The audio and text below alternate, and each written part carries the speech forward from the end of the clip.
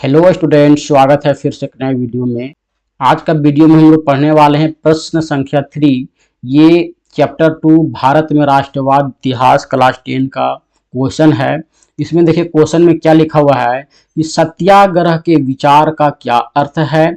महात्मा गांधी द्वारा सफलतापूर्वक चलाए गए सत्याग्रह आंदोलन का वर्णन करें। ये जो सत्याग्रह आंदोलन है किसके द्वारा चलाया गया था, तो महात्मा गांधी के द्वारा चलाया गया था। तो इसका जो सफलतापूर्वक किस प्रकार से चलाया गया था, इसका वर्णन हम लोगों को आंसर में करना है। तो चलिए हम लोग आंसर को डायरेक्टली पढ़ते हैं। और हाँ स्टूडेंट, अगर आप हमारे चैनल पे पहली बार आए हैं तो चैनल को सब्सक्राइब जरूर कर लीजिएगा और बेल आइकन कॉल पे सेट करना नहीं भूलिएगा, ताकि आप लोगों को ऐसे ही नोट्स के नोटिफिकेशन सबसे पहले मिल सके। और मैं आप लोगों को एक चीज़ और बता देता हूँ कि जब भी आप लोग आंसर लिखिए तो पॉइंट वाइज लिखिए, क्योंकि पॉइंट वाइज अगर आप आंसर लिखते हैं तो आपका नंबर जो है फुल मार्क मिलेगा। ठीक है, फुल मार्क जब भी मिलेगा तो फुल मार्क ही मिलेगा। और इसी आंसर को आप लोग प्रयास कीजिएगा कि मैं जो बता रहा हूँ, जो मैं यहाँ पे लिखा हूँ, उसी आंसर को आप लोग यहाँ एग्जाम हॉल में भी लिख करके आइएगा। तो चलिए हम लोग इसका आंसर को पढ़ते हैं, क्या क्या लिखा हुआ है बारीकी से समझेंगे।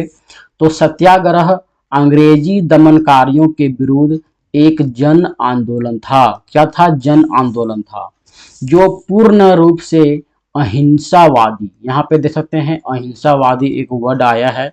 और अहिंसावादी कौन था स्टूडेंट? आप लोगों को पहले से ही पता है कि अहिंसावादी जो है गांधी जी थे।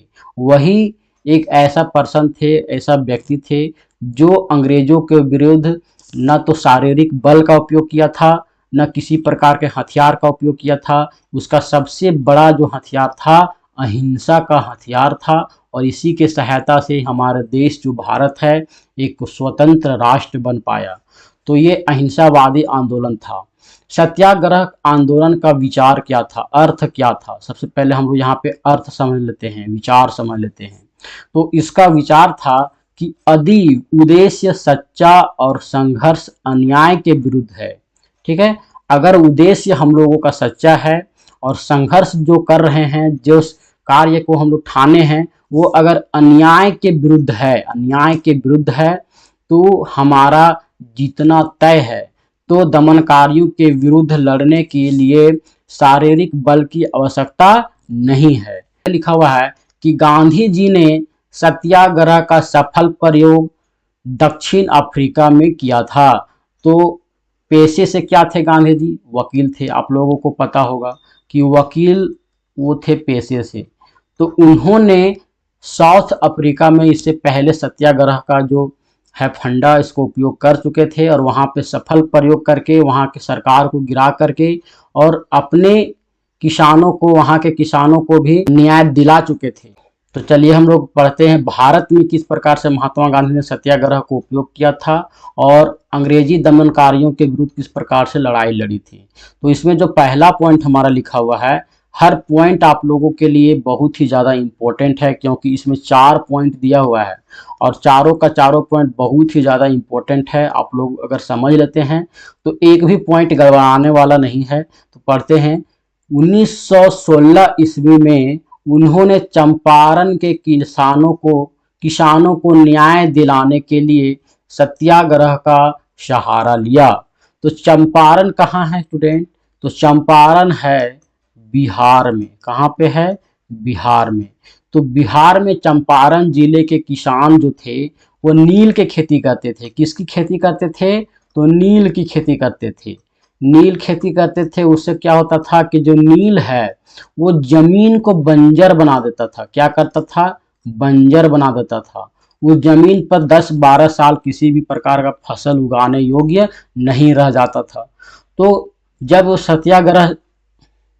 जब महात्मा गांधी ने सत्याग्रह आंदोलन को वहां पर लेकर के आए तो किसानों को क्या किया था? न्याय दिलाया था। देखिए आगे हमारा यहाँ पे लिखा हुआ है 2 साल बाद 1916 से 1918 में लिखा हुआ है 1918 ईस्वी में ब्रिटिश सरकार को चंपारण के किसानों के कल्याण के लिए एक अधिनियम पारित करना पड़ा। ठीक है, तो ये सत्याग्रह के कारण ही सफल हो पाया स्टूडेंट। तो चलिए हम लोग अगला पॉइंट को पढ़ते हैं। तो अगला पॉइंट पे देखिए यहाँ पे लिखा हुआ है, ये हमारा तीसरा पॉइंट है। तो तीसरा पॉइंट में लिखा हुआ है 1917 ईस्वी में गांधी जी ने गुजरात के खेड़ा जिले, कहाँ पे स्टूडेंट, गुजरात के खेड़ा जिले के किसानों के मदद के लिए सत्याग्रह का आयोजन किया। खेड़ा के किसानों को फसल खराब हो जाने और प्लेग के महामारी के कारण किसान लगान चुकाने में हालत में नहीं थे। ठीक है, यहाँ पे देखिए, यहाँ लिखा हुआ है जो गुजरात के खेड़ा जिला के जो किसान थे उसकी फसल जो है पूरी तरीके से बर्बाद हो चुकी थी और प्लेग की बीमारी वहाँ पे महामारी आ चुकी थी 1917 ईस्वी में। देखिए 1917 में एक बार महामारी आई थी, उसी प्रकार से 2019 ईस्वी में एक महामारी आई जिसके कारण खेड़ा जिले के जो किसान थे वह लगान चुकाने में असफल रहे या हालत में नहीं थे। लेकिन अंग्रेज पूरा लगान चाहती थी कि हमको जो लगान का हिस्सा है वो हमको पूरा चाहिए, परंतु सरकार को लगान अगले वर्ष तक स्थगित करना पड़ा। क्यों स्थगित करना पड़ा? तो इसी सत्याग्रह आंदोलन के उपयोग के कारण या इसी सत्याग्रह के आयोजन के कारण अगले साल तक या अगले वर्ष तक स्थगित करना पड़ा, सरकार को झुकना पड़ा। उसके बाद देखिए हमारा चौथा पॉइंट जो हमारा है बहुत ही इंपॉर्टेंट पॉइंट है। 1918 ईस्वी में गुजरात के अहमदाबाद सूती कपड़ा कारखाना, देखिए गुजरात का एक जगह है अहमदाबाद सूती कपड़ा कारखाना के मजदूरों के बीच जा पहुंचे और सरकार को झुकना पड़ा। ठीक है, वहां पे भी उन्होंने सत्याग्रह का सहारा लिया और सरकार को झुकाया।